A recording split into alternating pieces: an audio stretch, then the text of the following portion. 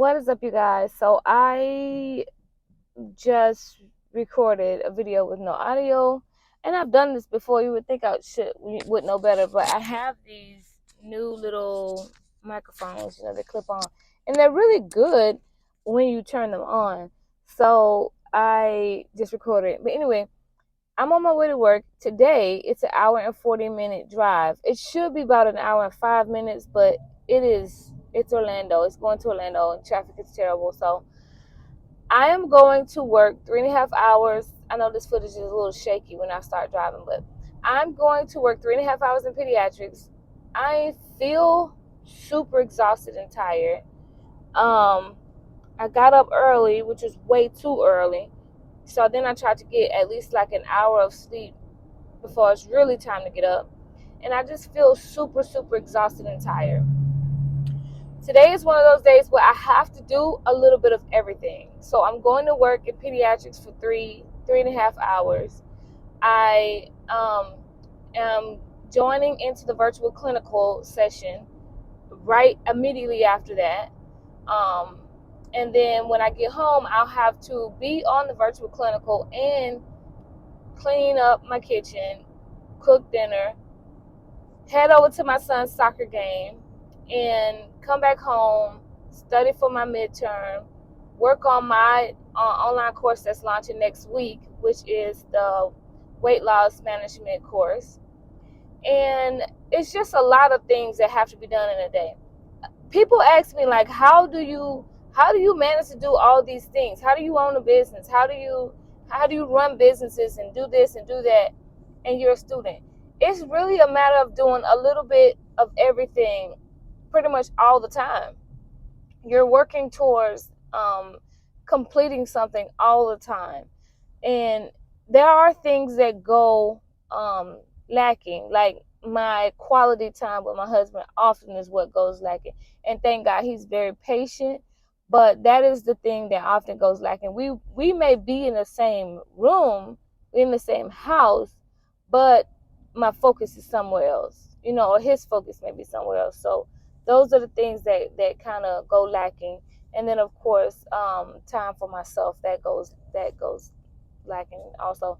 So I'm just used to doing things this way, so I don't get too, it's normal to me. But yeah, I mean, as you can see, I have on like no makeup, no weave, no lashes, no nails, no nothing. And I don't care because I'm like so tired. I sat out from school January and February. So I finished in August. Now I was finishing in June, but I finished in August now. And I'm hoping I don't have to. I have secured my preceptor for the remainder.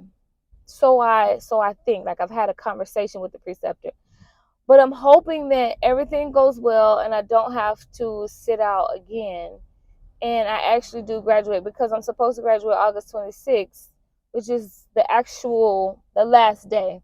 But it is also the actual graduation ceremony in Chicago, and that I'm just really looking forward to that. So I'm ready to be done. I'm ready to be done. I have, like, the thing that happens with me towards the end of a program is I start to really, really focus and try to put it all together. So now I'm working on, like, creating these case scenarios in my mind. If I get a client, a psychiatric client, how do I diagnose, what is presented to me? How do I treat it? How do I manage it? All those things. So I'm kind of at that point with my studying, which takes time to really perfect that craft, or try to perfect that craft. But anyway, I am going to try to continue to vlog throughout this day. And I feel like my life is boring. I really do. I feel like there's nothing exciting or good to put on YouTube, and that is my struggle. Like, I feel like they don't want to hear this. They don't want to hear, whatever. They only want to hear about the business side of things, which may be true, but I don't want to always talk about the business side, because I'm not always thinking about the business side. And so I'm like, I don't want to post. Like, I almost posted the other day because while I'm in this psych program and working and mommying and wifing and all that, I have been also for the past several months doing a online real estate course. So I know that's a lot, but I wanted to really understand real estate from the inside before. I don't own a home. I rent. I have not felt like I'm ready to own a home, because that means that I am going to be at that location possibly for the rest of my life. And I don't know where I want that location to be. So why would I buy a home and lock in for 30 years, and I don't even know if that's where I want to be? So my husband has been super fine with that, and I feel like he's in the same boat. And so I really wanted, but anyway, I really wanted to understand real estate from another angle. And me and my husband have talked about later on in life, owning properties and managing properties. So I was like, you know what? Let me just do this quick online course, which has turned out not to be quick, because it is not easy. Like, it is super in depth. I don't know what other courses are like, but this course is crazy in depth. I do not plan on quitting nursing or nurse practitionering, but I'm doing it for the knowledge, and it's always good to have something else under your belt. You just never know. But and for the knowledge, for business purposes, So yeah, I'm doing that course. I'm actually to the end of that course. I just got to the post test, like the last test 2 days ago. So I have not logged back on because my focus right now is on the midterm. So yeah, I will get back on here and we will chit chat and have driving talk or working talk wherever I am later on today. Bye. I want you guys to kind of see how bad this is every day. If you could just see way up there how crazy this traffic is.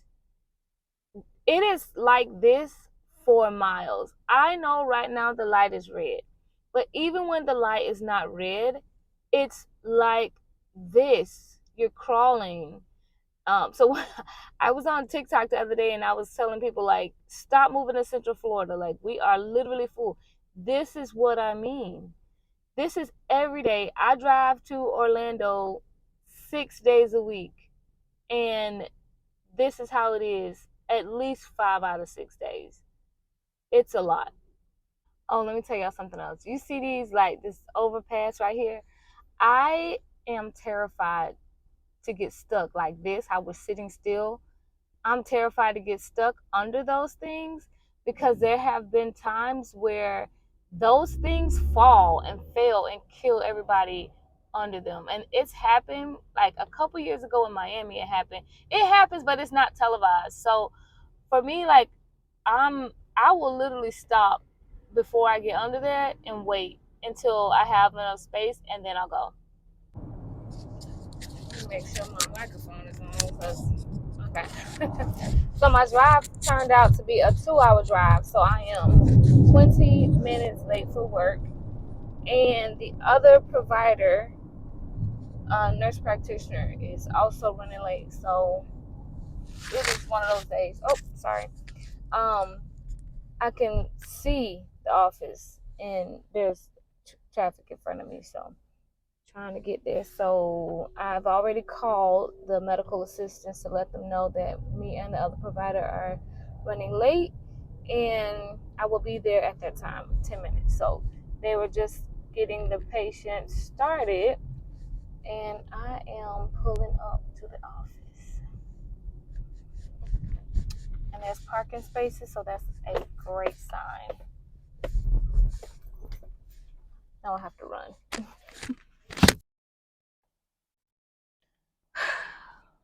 That was a very, very rough three hours. Very rough 3 hours.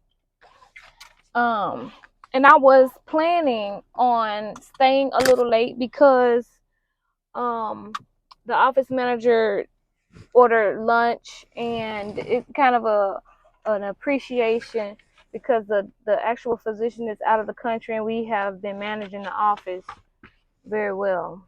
without her.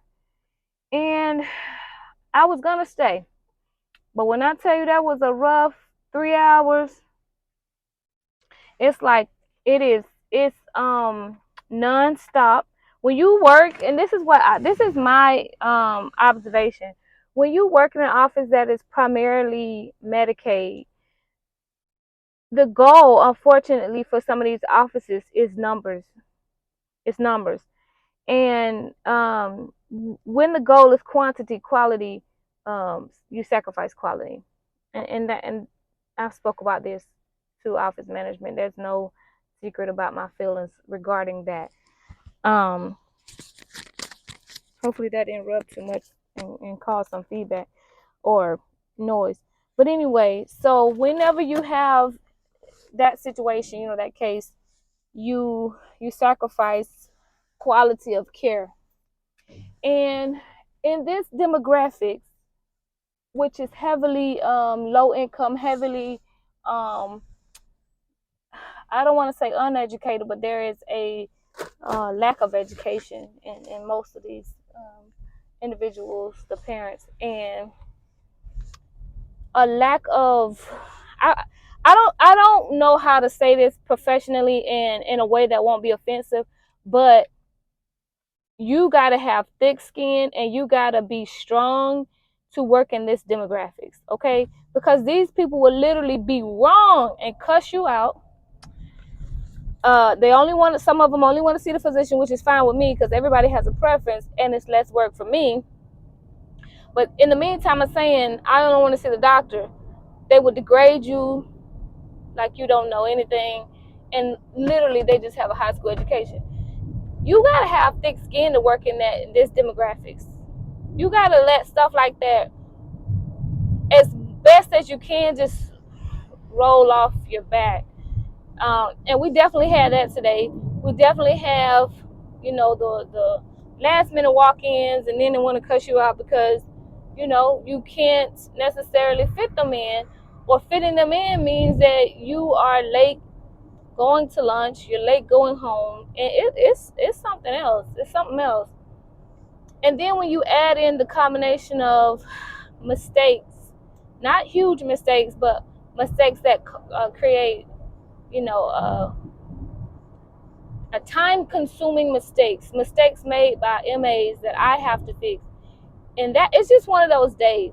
But what I did do when I was there, I was able to go through my IV hydration course and reread some sections, correct some typos, and add information into my IV hydration course.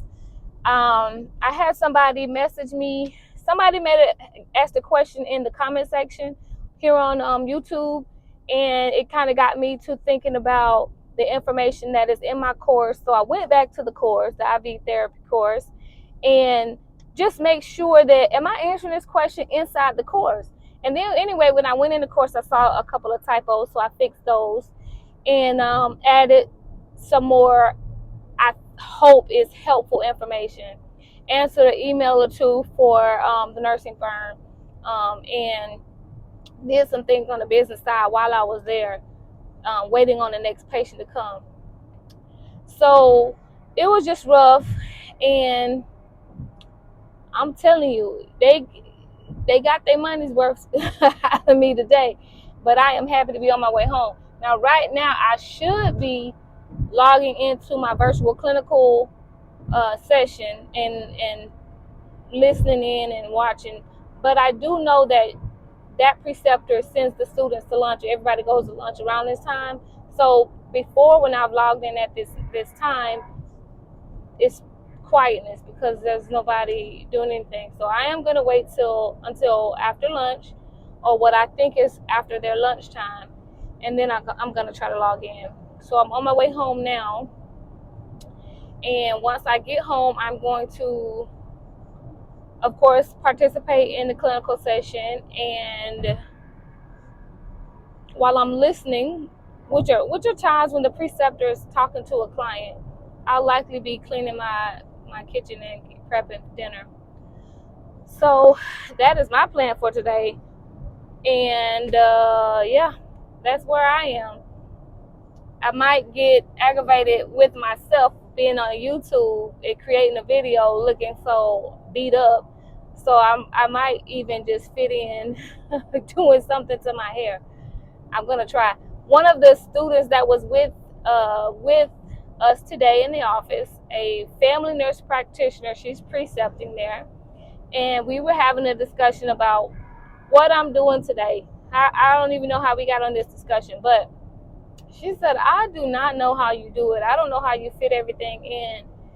And I just really get that question a lot. And people want to know how I do it. So I spoke about that in the previous clip that I recorded. So yeah, you just do as much as you can do, and you do it all the time. You do it as consistently as possible. And sometimes I do have to, I mean, it's a juggling act, but sometimes I have to take one of the balls and just put it down and get to it later.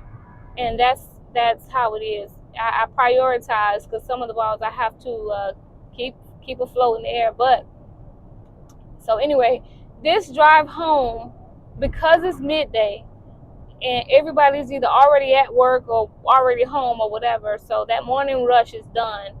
This should be about an hour and 10 to 15 minutes. It should be. Hopefully it will be. So I'm hoping that I get home. It's 12:48. I'm hoping I get home by 2 o'clock or 1:50, 2 o'clock. So that's my goal. And anyway, I'm going to go ahead and log into my virtual clinical session, and I will come back a little later in the day.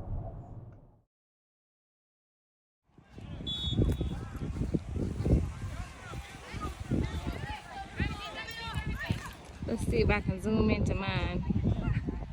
No? Let's see which. Number 12. Okay, I don't think my figure is coming to the camera. Want to join the picnic? No, not yet.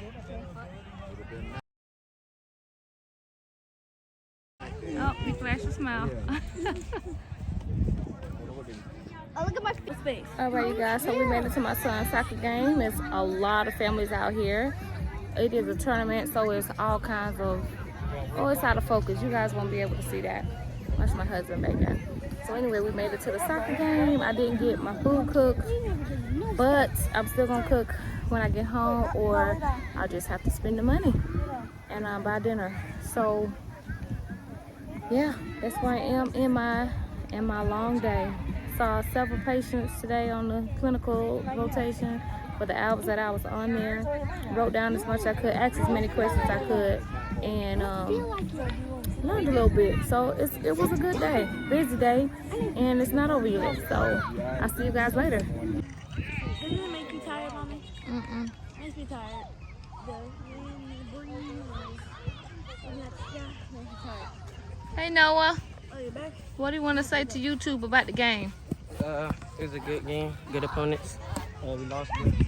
You still did a good job, Noah. I was very proud. Zoe, what do you want to say about being out here watching your brother play? It's amazing. It's amazing. I want boiled peanuts. Bye.